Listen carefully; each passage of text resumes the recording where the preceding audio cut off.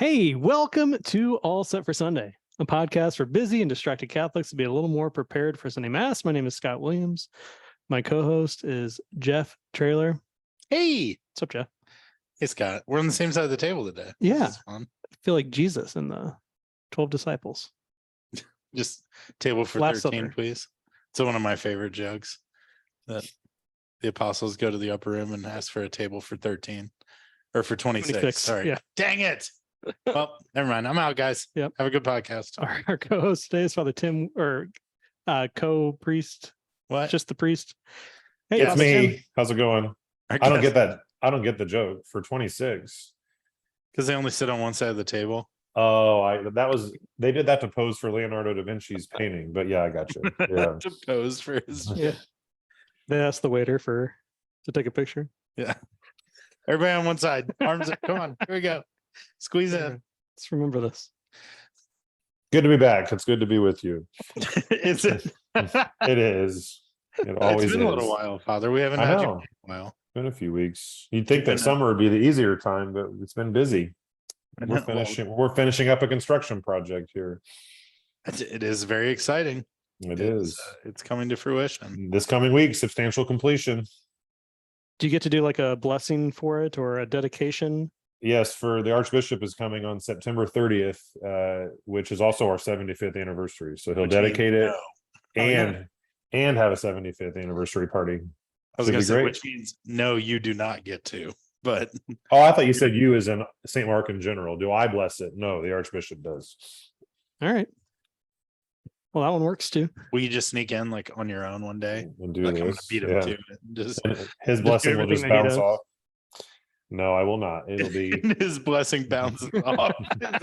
Is that what they teach you on Blessing Day yeah. in seminary? Well, they have to be odd numbers or they cancel each other out. So I suppose I could do it twice and then he could do it.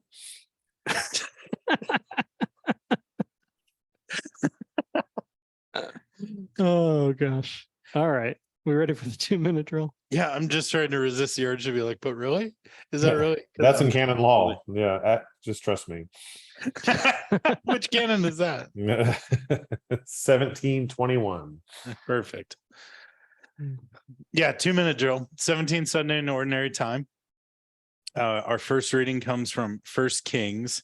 And this is a great one. I fell for this reading. Well, like in my notes and everything, I just totally fell. There's a reason I am not Solomon. But the Lord comes to Solomon and says, ask something of me and I will give it to you.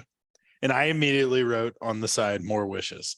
Like, this is the like, wish for more wishes, right? Like, what else can I do?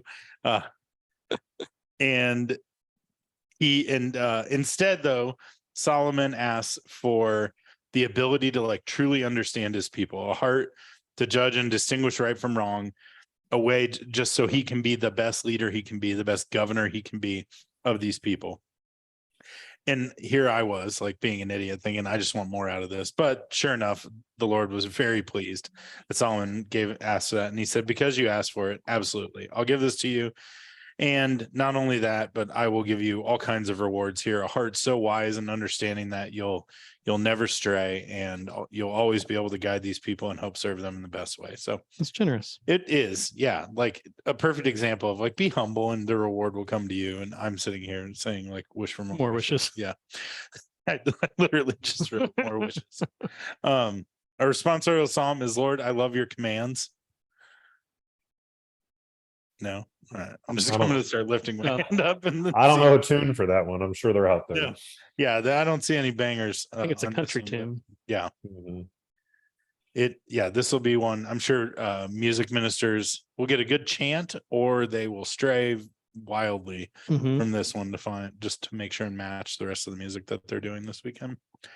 And our second reading comes from Romans, Paul's letter to the Romans. And in here we hear that, he tells us about how we're called, that all the work and good things we do are for the Lord. And because of these things, and because we know this to be the case, that those he predestined are called, the called are justified, the justified are glorified. We want to be the glorified ones. So we need to follow that path and take all those same steps And then we have our gospel reading. Our gospel comes from Matthew chapter 13, 44 to 52.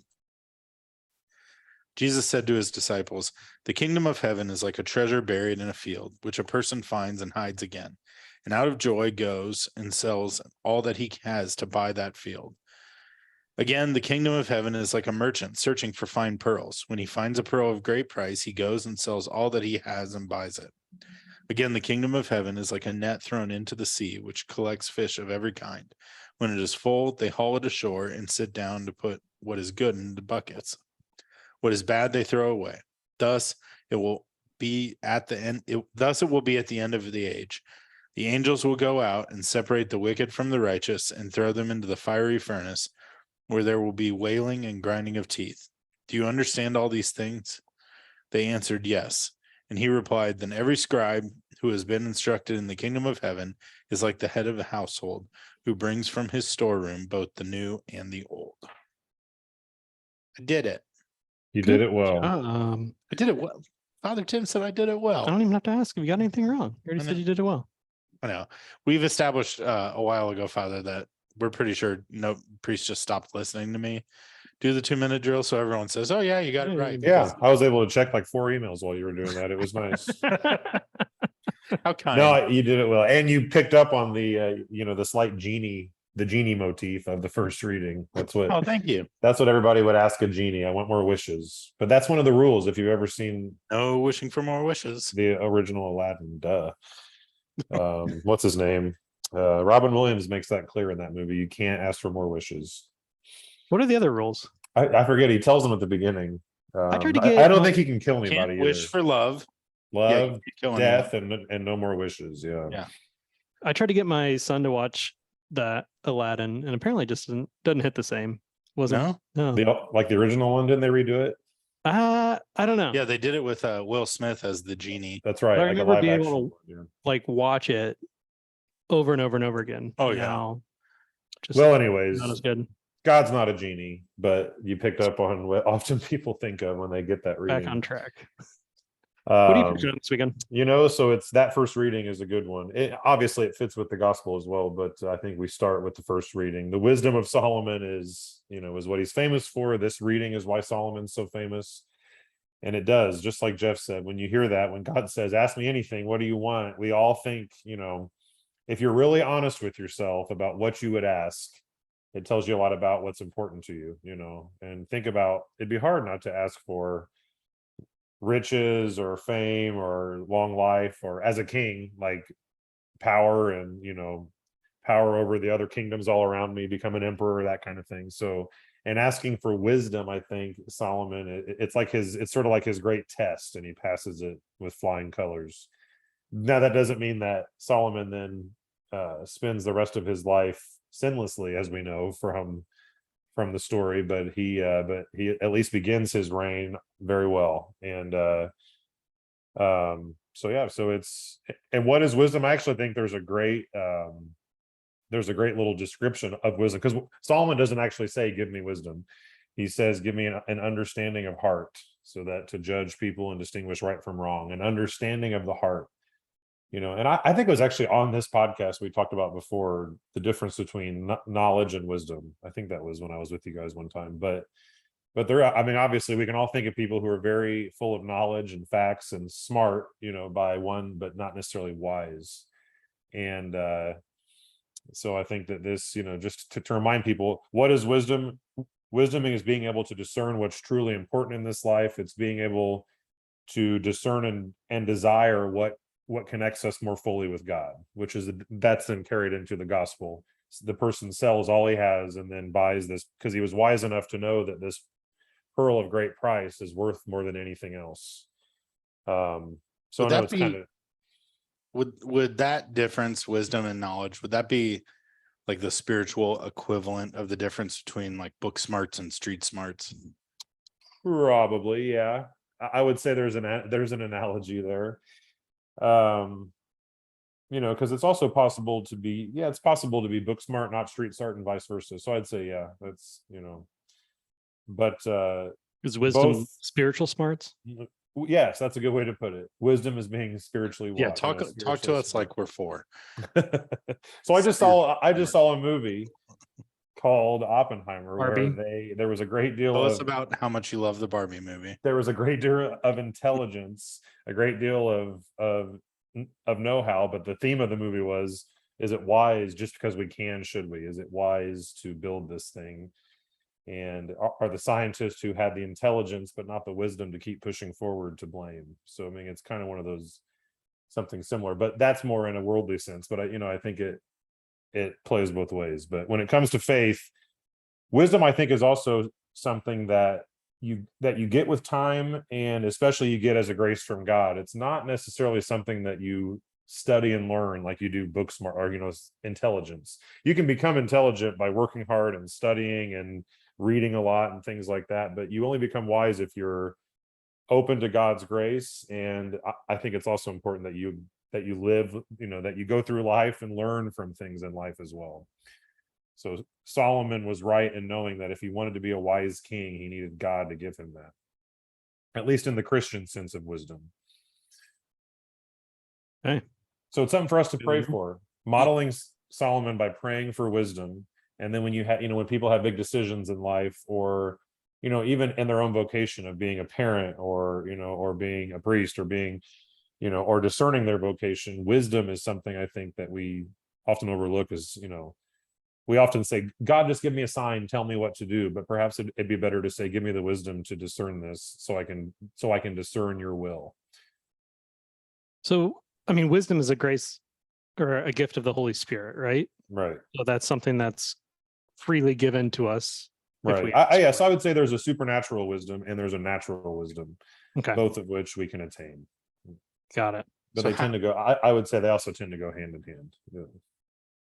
I guess my question would be like, how are we going to know this? I'm just going to sound like a real moron here, but how we know wisdom? I just lost your audio, Jeff. Can you hear me? Oh yeah, I'm right here. Can you hear me? Hello?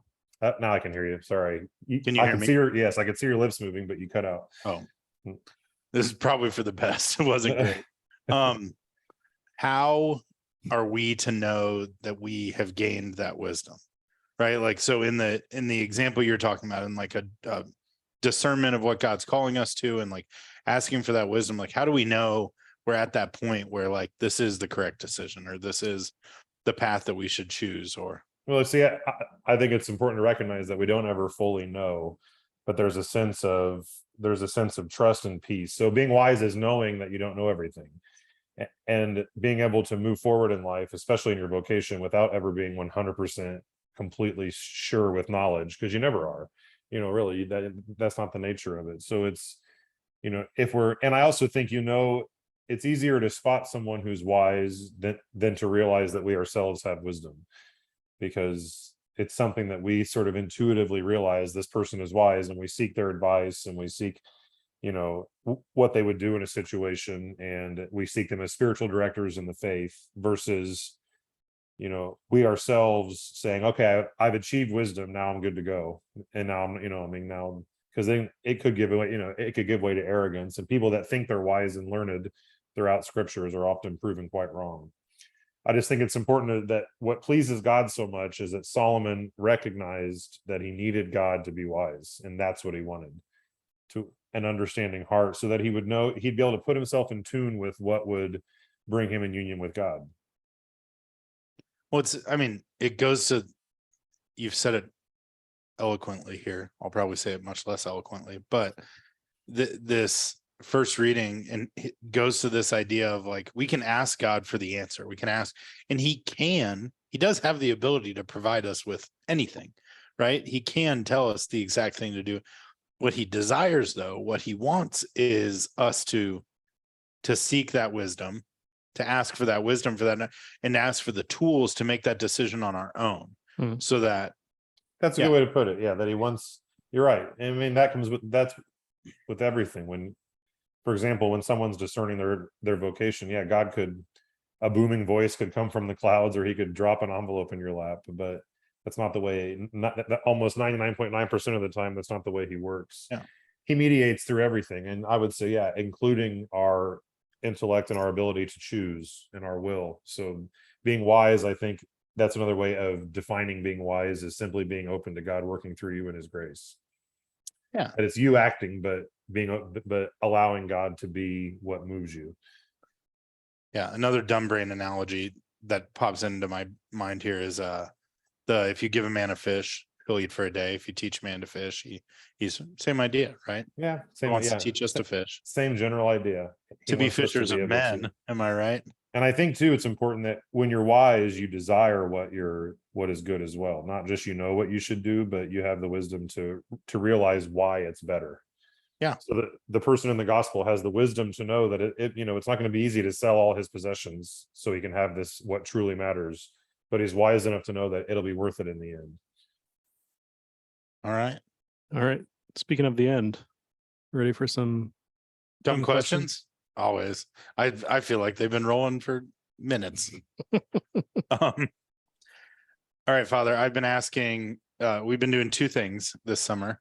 We've recorded one, I told you about hours or minutes before the show, that you're going to ask us some dumb questions, but I've been asking a dumb question of priests this summer that I've been finding entertaining and interesting to hear from. So if you were not a diocesan priest, if you would become, but let's say you still were called to a vocation, you weren't a diocesan priest, and you decided to join an order instead.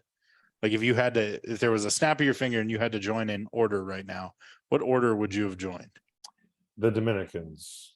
And I couldn't tell you which province or anything, but the Dominicans. Yeah, I like the charism of their order, the order of preachers. I've always liked they have a strong scholastic tradition, like in Catholic theology, Thomas Aquinas and things like that, Garrigou-Lagrange and all those theologians throughout. I know since they were founded. That's a name that I've only heard come out of your mouth.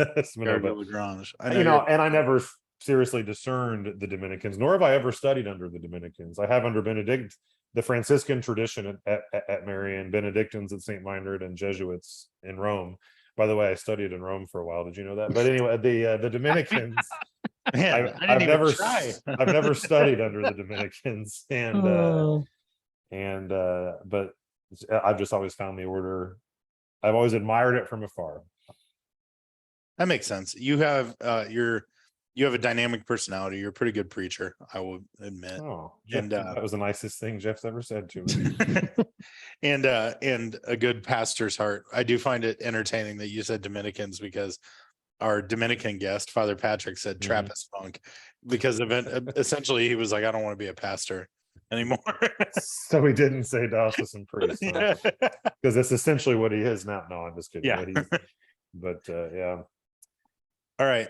Do you have any dumb questions for us, Father? Oh, sure. Let me think some here. I'm curious, and this is as parishioners and laity, when during the homily, if things are getting boring or dragging on too long, or it doesn't make any sense, is it common for lay people to give each other nods and looks and be like, he's doing it again? Do you have this unspoken body language that oh, this is going to be another boring This is one? a really good question. Because I'm often looking at lay people and I'll see them glance at each other sometimes, and I always wonder if there's some unspoken body language that we priests need to learn. I don't think non-verbal between parishioners, maybe looking around to see if other people are still engaged. Yeah, I would say if you're seeing a lot of eyes wandering, then that's always not a great sign. Because at that point you're is there a line at the bathroom or the water fountain? Who else is here today? Wonder what's going on with them. Yeah, I'm sure this is other people, not Scott and I. We're always diligent listeners to the homily. Yeah. But no, I do think I would say there's no secret code. I'm even a person. I don't know if there is some sort of secret an eye roll or anything happening at your parish, Father. I haven't been welcomed into it yet, but maybe it's because I know we're friends. That was my way of asking you. Do they roll their eyes when they're talking? No, I will. People start a drinking game from start just empty hands going to their face. No, I do think, I mean, me personally, if there is a homily that is like dragging on, I for sure like start to wander around, my eyes will start to wander around the church. I try very hard to like look at the crucifix or to look at artwork or to look at a statue and think like, well, if I'm gonna lose track here, I'd like to put my mind on something. But it like sometimes it's just tough. I was at a parish recently with a 24-minute homily Oh, wow. that was given. That was tough. That one was tough. I think I can genuinely say I was locked in for 8 minutes and then I just lost track at it. 24 minutes. It'd be hard to listen to Fulton Sheen for 24 minutes straight. That's a long time. So Or that googly goo guy that you were talking about. One more than I guess because I was watching a movie the other day. I don't remember what it was, and they were portraying the Barbie movie. Yes, this wasn't Oppenheimer. This was on TV. They were portraying a Catholic seminary, and it occurred to me What that day was it? The person who wrote this had never been in seminary and had no idea what it was like. What do you perceive seminaries like? Oh, I mean, we've talked about this. I find it highly entertaining because Scott seems to think that there's like one day that you learn like each individual priest thing in seminary. There's like, blessing day, and there's like what color vestments to wear day. Yeah. And like that's how all of them, he's not far off, because at a certain point you get to what are called practicum classes, which is when you so all the theologies, I would say that's pretty analogous to like a normal college class. Practicum classes are like, all right, we're going to have a doll and you're going to pretend to baptize it. And so you can see how to do things, and here's how I swear, here's how we baptize dolls to practice. And you do like a dry mass where you're not a priest yet, so it's not real, but you say all the words and do everything. And then the whole class critiques you. It was just funny in the movie. It was like, first of all, they were sitting in like a cathedral the whole time for classes. They weren't in like any sort of normal setting. And of course they were all in Catholics and stuff to give it the visual. And then it was just like in between praying the rosary, like a bishop would come and teach them. I think this was a horror movie because it was like teaching them about how to do exorcisms, but it was just, it was as far from what it was really like as I'm just curious how it is perceived. I've always perceived that it is, okay,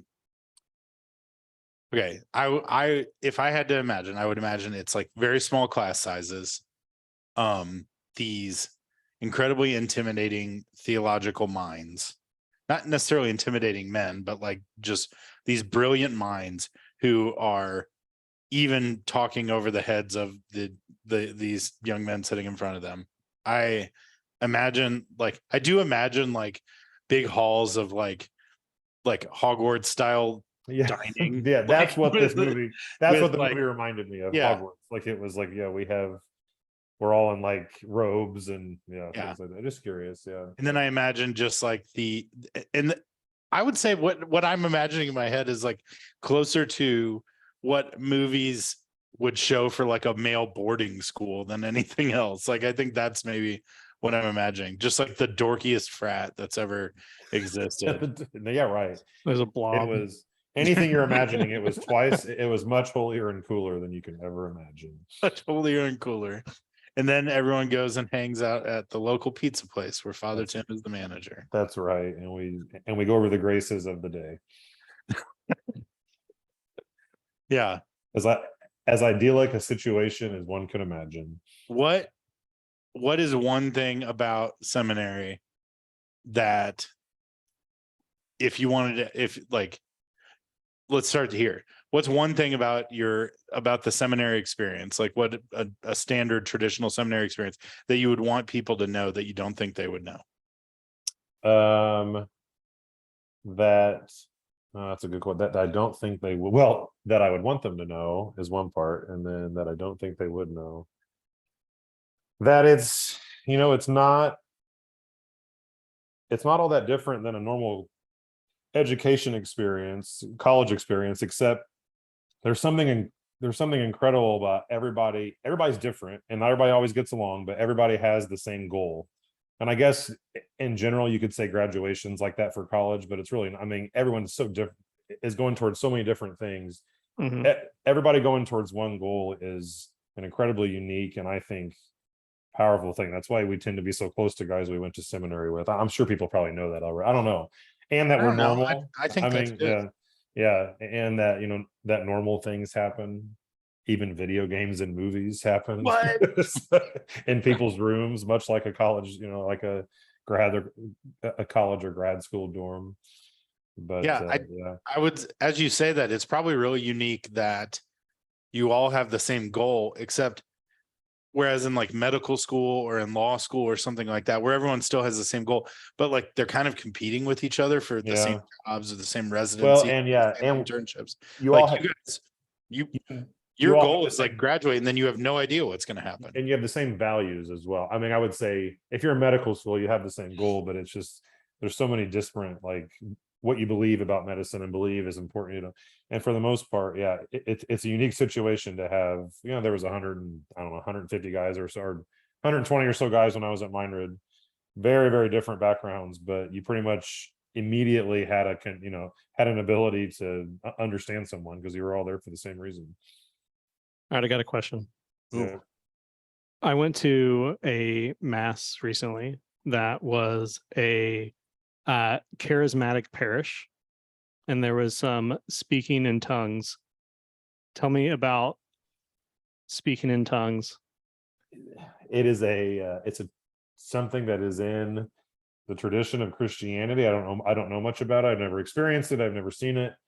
I would also have not gotten this gift yet, so I don't necessarily think that it's something that you can invoke on at will, but you can just tell God, okay, I'm going to speak in tongues now.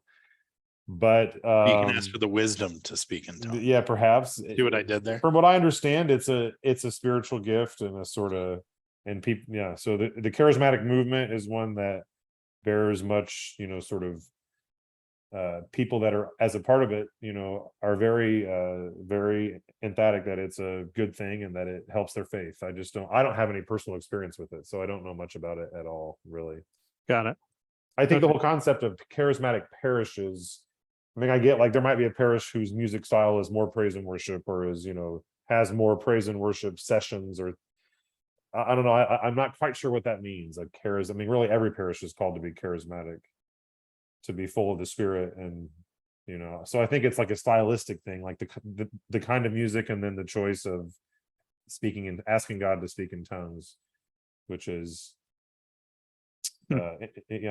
somewhat foreign to me, as far as I don't really know much about it. Me either. That's why I was asking you. So you'll have to have on a priest that's more involved in that movement. Perhaps. Couldn't even give you any off the top of my head, but I know they're out there. All right. Any other dumb questions? I don't think I have any. This was fun, Father. Do you have any more for us? You know, I mean, I'm sure I could think of some if I had more time, but you know, I mean, it's hard for me to ask questions because I feel like I pretty much know everything. So I don't know what I could ask. You literally in today's podcast talked about how wisdom is accepting that we cannot know everything. I never said I was wise. I'm just super, super intelligent. When you said it, I almost made a joke about, well, how can you possibly believe that? And then you just did it to yourself. I kid. No, I don't think I have any more, but it was, as always, it was fun. Oh, thank you, Father. Awesome. Thank you. Yep. Bye.